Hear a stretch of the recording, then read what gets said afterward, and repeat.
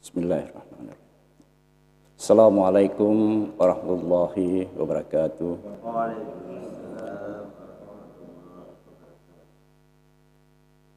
Alhamdulillahi rabbil alamin.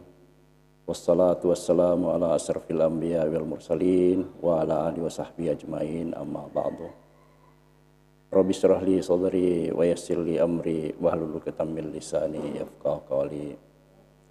Pertama-tama marilah kita panjatkan puji syukur kehadirat ilahi Rabbi yang mana telah melimpahkan rahmat dan hidayahnya kepada kita sekalian, sehingga pada subuh hari ini kita dapat bertemu dan dapat berjumpa di tempat yang penuh mubarakah ini.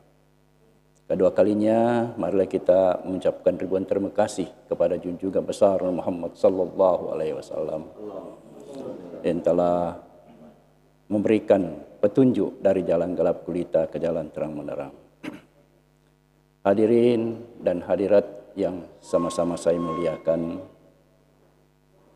alhamdulillah kita masih diberi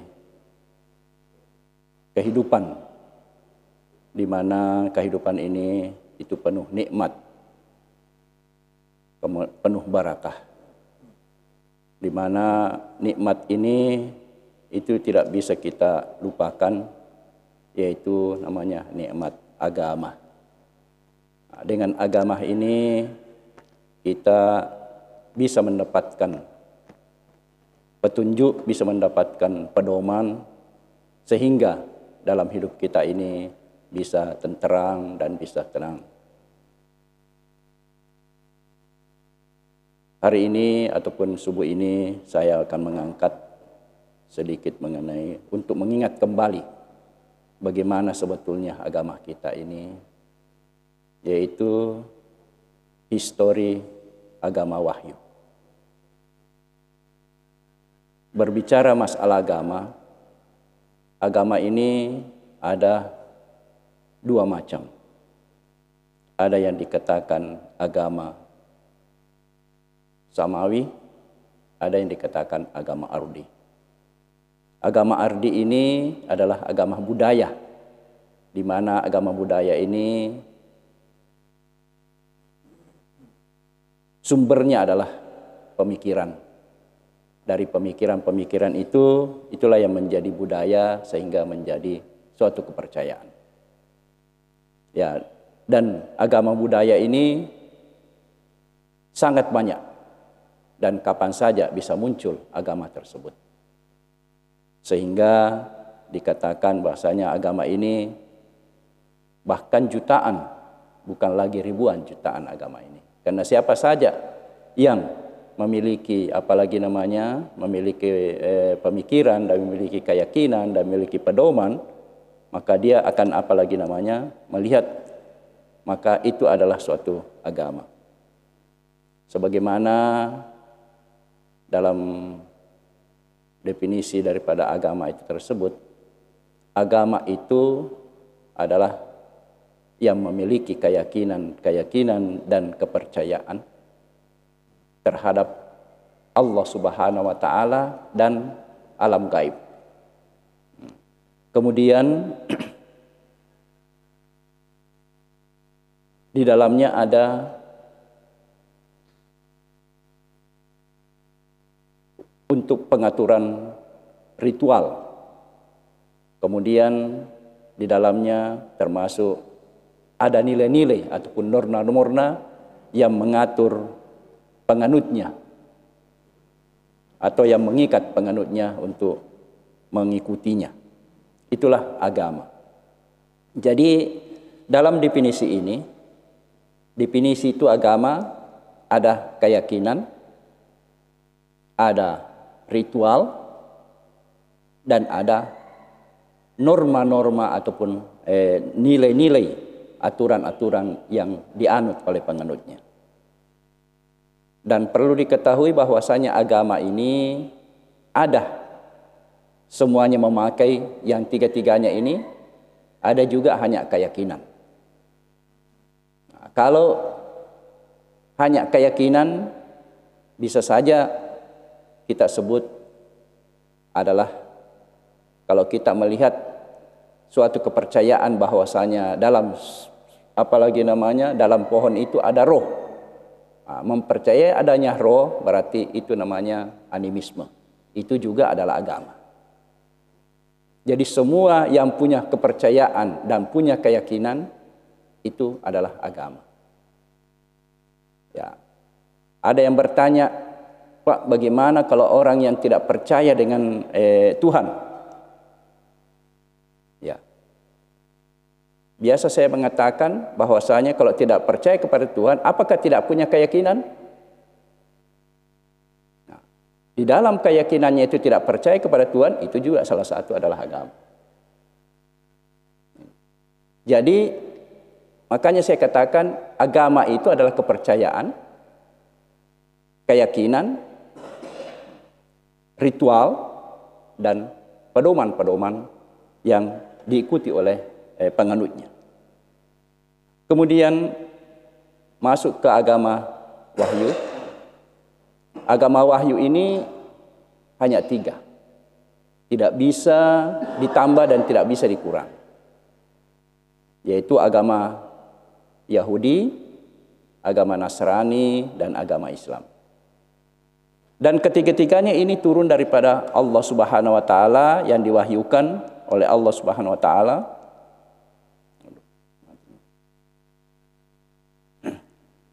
Di mana agama Yahudi ini adalah agama wahyu dan agama yang mengesahkan Allah. Pertanyaannya sekarang, kapan agama Yahudi itu mengesahkan Allah? Kapan tidak mengesahkan Allah? Agama Yahudi mengesahkan Allah itu ya sebelum adanya agama Nasrani. Setelah adanya agama Nasrani, tidak bisa dikategorikan lagi pemeluknya itu menganut agama mengesahkan Allah. Kenapa? Sudah ada agama selanjutnya, yaitu menyempurnakan agama sebelumnya.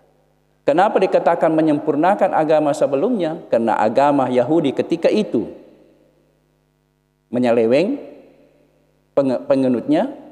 Ketika itu Nabi Musa alaihissalam pergi ke mendapatkan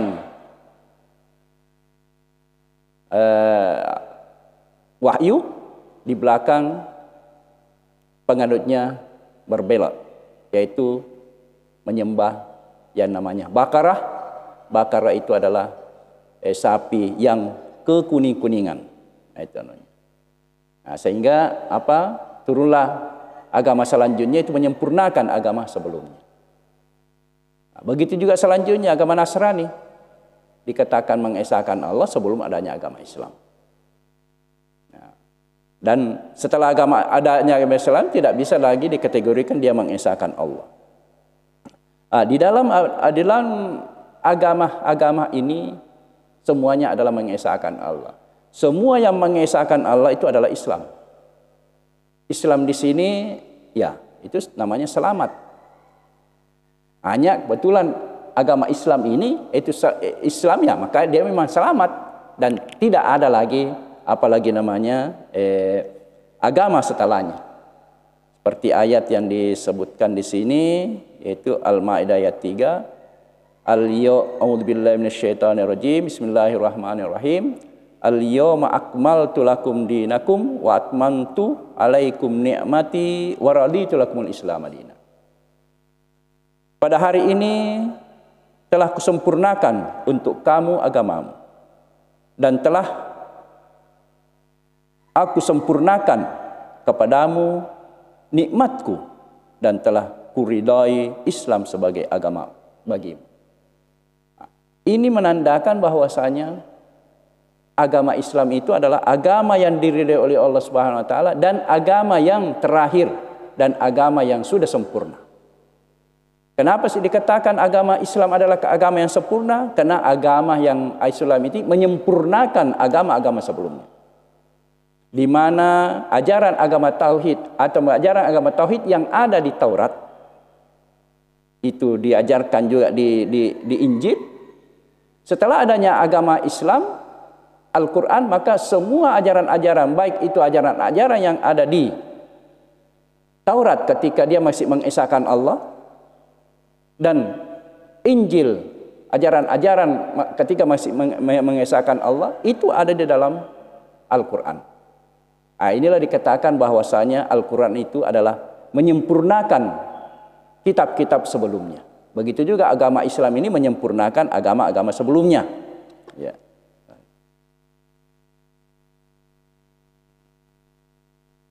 Kemudian ayat selanjutnya yaitu inna dina indallahil Islam. Nah, ini menekankan lagi bahwasanya ya agama ini memang milik Allah Subhanahu wa taala. Inna dina indallahil Islam. Islam itulah adalah agama Allah. Ya. Agama berkaitan dengan kepercayaan itu sudah tadi. Kemudian agama menjadi suatu kebutuhan hidup yang memiliki fungsi. Di mana fungsi agama itu menurut Mahmud Shaltut, salah seorang rektor Universitas Al-Azhar, Kairo, Mesir, menjelaskan bahwasanya agama itu mensucikan jiwa dan membersihkan hati. Ya, kalau kita melihat bahwasanya kita menganut agama ini, otomatis jiwa kita akan suci. Jiwa kita akan apalagi namanya jernih dengan menganut agama. Kemudian hati kita bersih. Kemudian yang kedua, itu membentuk sikap patuh dan taat. Di mana sikap patuh ini ya itu menimbulkan sikap patuh kepada Allah Subhanahu wa taala, terutama kemudian kepada Rasulullah sallallahu alaihi wasallam, dan ketiga kepada ulil amri, tapi ulil amri ini yang betul-betul pemimpin yang amanah. Kalau pemimpin yang tidak amanah, ya tunggu dulu. Ini yang dimaksud sebetulnya. Kemudian yang ketiga, itu memberi pedoman kepada manusia dalam menciptakan kebaikan hidup di dunia secara mantap dengan cara mempererat hubungan dengan Tuhan sebagai pencipta. Ya, tadi itu hubungan manusia dengan manusia, kemudian hubungan manusia dengan Tuhan. Hablum minallah dan hablum minannas. Sebetulnya ini ada kaitannya semua di dalam agama kita, itu tetap ada namanya hablum minallah dan hablum minannas. Dan itu tidak bisa terpisahkan. Karena hablum minallah ini adalah itulah syariatnya, dan sebelumnya ada namanya akidah. Nah, kemudian hablum minannas itulah akhlaknya. Jadi ketiga-tiganya ini tidak bisa dipisahkan antara akidah, syariah dengan akhlak. Kemudian ajaran wahyu. Nah, letak perbedaan ajaran di antara wahyu yang diterima setiap nabi pada syariat yang disesuaikan dengan tingkat perkembangan dan kecerdasan umat pada saat itu. Jadi kalau kita melihat semua nabi itu mendapatkan wahyu. Apakah itu wahyunya untuk dirinya sendiri ataukah untuk apalagi namanya yang untuk kepada umatnya. Kalau nabi itu hanya untuk dirinya dan untuk keluarganya, tapi untuk rasul itu adalah untuk umatnya. Nah, di sini juga berbeda kepada rasul-rasul ini. Ada rasul hanya umatnya saja, terfokus kepada apalagi namanya, kepada kabilahnya, sehingga umat ini tidak berkembang karena hanya kepada kabilahnya saja. Seperti umat Yahudi. Yahudi itu terbatas, tidak banyak. Tapi memang diberikan kecerdasan oleh Allah Subhanahu wa taala. Inilah dengan sedikitnya ini bisa menguasai dunia. Kemudian berkembang sedikit yaitu kepada Nasrani. Nasrani juga untuk keluarga, tapi ada pengembangan. Tidak sama lagi dengan apalagi namanya dengan Yahudi. Nah, yang ketiga ini adalah agama Islam. Jadi bukan saja untuk umatnya, bukan saja untuk umat Islam, tapi untuk umat manusia, bahkan untuk alam ini semesta. Sehingga dikatakanlah bahwasanya agama Islam ini adalah rahmatan lil alamin. Rahmatan lil alamin. Kemudian Islam ini memiliki kerangka yang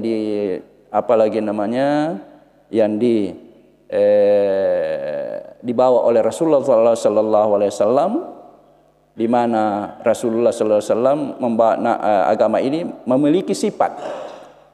Sifat agama Islam itu ada yang multidimensional, ada universal, ada abadi, dan ada fitrah.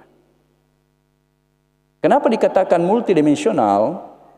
Dikatakan multidimensional karena ajarannya menyangkut dimensi-dimensi yang menyangkut hubungan manusia dengan Khaliknya, hablum minallah, dan hubungan manusia dengan sesama manusia, bahkan dengan sesama makhluk yang lainnya. Itulah dikatakan karena sifat Islam itu, sifat agama Islam itu adalah multidimensional. Kemudian dikatakan universal karena ajaran Islam ditujukan bagi kepentingan pemeliharaan tatanan kehidupan manusia dan alam semesta secara menyeluruh. Ini secara menyeluruh, yang tidak dibatasi oleh ruang dan waktu. Jadi agama Islam ini tadi kafatal lil alamin. Jadi bukan hanya bukan hanya umat Islam, umat manusia, tetapi kafatal lil alamin. Untuk itu ya nunya. Jadi sehingga dikatakan bahwasanya sifat agama Islam itu adalah universal. Kemudian yang ketiga, sifat agama Islam itu adalah abadi. Kenapa sampai dikatakan abadi? Karena dalam agama Islam terancang konsep ajaran yang mencakup penataan kehidupan di dunia yang sejahtera dan kehidupan di akhirat yang bahagia. Jadi di dunia saja sejahtera, insya Allah di akhirat akan menjadi bahagia. Itulah Islam. Sifatnya. Kemudian sifat yang keempat itu adalah fitrah. Manusia yang terancang secara serasi bagi kepentingan pemeliharaan, peningkatan, dan pengembangan kebutuhan fitrah manusia, baik sebagai makhluk individu maupun sebagai makhluk sosial. Ya, kita ini sebetulnya banyak fitrah, insting kita banyak. Ya, hanya saja ada yang tidak terlalu tinggi, rendah kita punya fitrah. Dengan akal kita, maka fitrah itu akan diangkat. Dia diangkat, apalagi namanya frekuensinya berbeda dengan binatang. Kalau binatang, ya seperti anjing. Anjing itu punya fitrah, punya insting. Instingnya itu adalah bagaimana dia mencium. Kalau mencium itu sangat tajam ciumannya. Tapi hanya itu saja yang dia miliki. Berbeda dengan manusia. Manusia itu banyak insting di dalamnya. Tetapi yang mengangkat insting itu adalah dengan adanya akal. Sehingga kita dianjurkan oleh Allah Subhanahu wa taala bagaimana akal kita gunakan untuk berpikir, memikirkan apa yang ada di dunia ini, dan jangan memikirkan khaliknya. Ya, yang dipikirkan itu adalah makhluknya untuk mengetahui bagaimana sebetulnya wujud Allah itu. Ya, kemudian saya kira ini saja kemudian yang terakhir barangkali mengenai perbedaan wahyu dan bukan wahyu.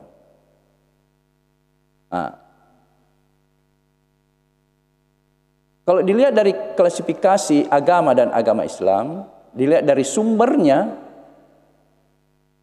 tempat agama dapat diklasifikasikan menjadi 3. Ada namanya agama wahyu dan bukan wahyu. Ada agama misionaris dan ada yang bukan misionaris. Kemudian ada agama ras dan ada geografis dan ada agama universal. Agama wahyu, ya itu 3 tadi. agama non wahyu ya selain wahyu. Kemudian agama misionaris, semua agama wahyu adalah misionaris. Baik itu Yahudi, Nasrani maupun Islam. Nah, sedangkan agama-agama yang lainnya bukan misionaris, sehingga agama itu yang bukan misionaris itu tidak banyak perkembangan, hanya stagnan. Ya. Kemudian ada namanya agama ras geografis. Ya, agama ras inilah yang ada tiga agama ras, tiga agama, ada yang bukan ras, ada yang universitas. Agama ras itu adalah agama Smith, di mana agama Smith ini adalah agama yang turun di Timur Tengah. Dan ada juga bahkan agama Smith, ada di antara agama Smith ini adalah agama yang universal, yaitu agama Islam ini. Di samping dia agama ras Smith, dia juga adalah universal. Kemudian perbedaan wahyu dan bukan wahyu, saya kira apalagi namanya, agama wahyu berpokok kepada konsep keesaan Tuhan, sedangkan bukan wahyu, yang bukan ya tidak. Kemudian agama yang bukan wahyu tidak demikian. Agama wahyu beriman kepada nabi, sedangkan agama bukan wahyu tidak. Dalam agama wahyu, sumber utama tuntunan baik dan buruk adalah kitab suci yang diwahyukan Allah Subhanahu wa taala. Yang bukan wahyu tidak. Sudah jelas bahwasanya agama budaya adalah pemikiran manusia, sedangkan agama wahyu adalah Allah Subhanahu dari Allah Subhanahu wa taala. Kemudian agama wahyu lahir di daerah-daerah yang berada di bawah pengaruh rasmi. 6. Agama wahyu sesuai dengan ajarannya adalah agama misionaris.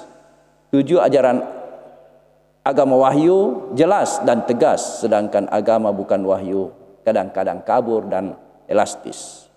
Kemudian agama wahyu memberikan arah yang jelas dan lengkap, baik aspek spiritual maupun material.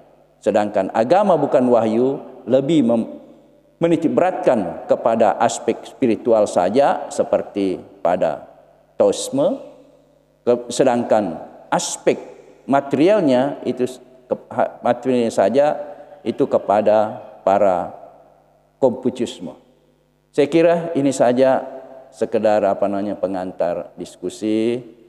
Mudah-mudahan apa yang saya sampaikan mendapatkan manfaat untuk diri saya sendiri, dan mudah-mudahan bisa bermanfaat untuk kita semuanya. Saya kira cukup sekian dari saya. Wabillahi taufik wal hidayah. Wassalamualaikum warahmatullahi wabarakatuh.